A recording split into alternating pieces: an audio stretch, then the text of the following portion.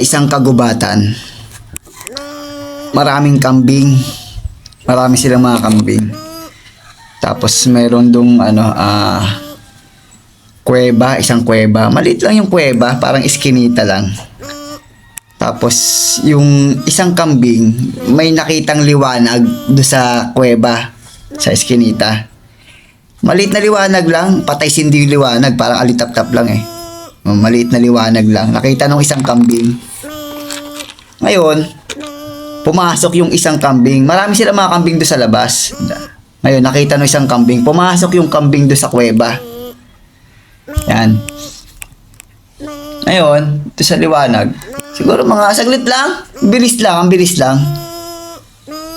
Lumabas ngayon yung kambing.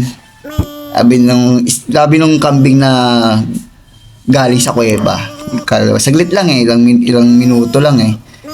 Sabi, biglang maya-maya yung sungay nung kambing. Yan yung sungay nung kambing Gumanon, nag-twist unti-unti. Yan. Unti-unti nag-twist. Yan, unti-unti nag-twist yung sungay nung kambing. Kaya doon nagsimula ang ang unicorn. Kaya ang unicorn, kambing talaga yon. Siguro mahiwaga lang yung liwanag doon sa kuweba, doon sa parang eskinita.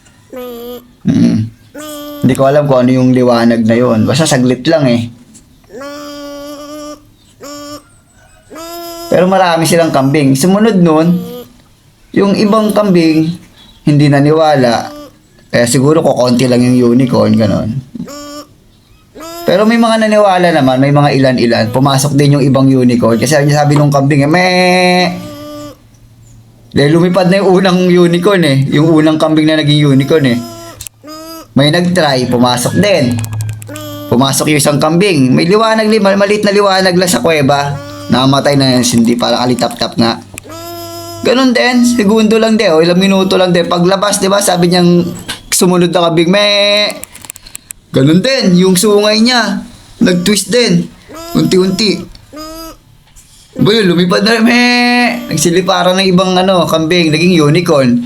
Ngayon, kanya-kanyang liparan na yung mga unicorn. Kanya-kanyang liparan na yun, hindi naman kung nasa rainbow, nasa ulap, yun.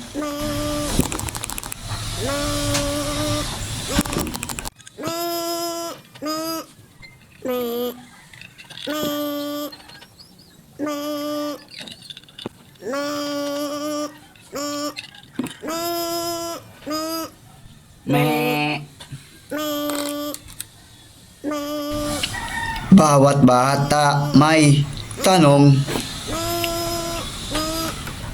ba't ganito?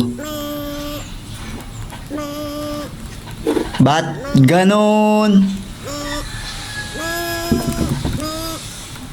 Hayaang buksan ang isipan sa tama ng agam. Tayo na. Ganda.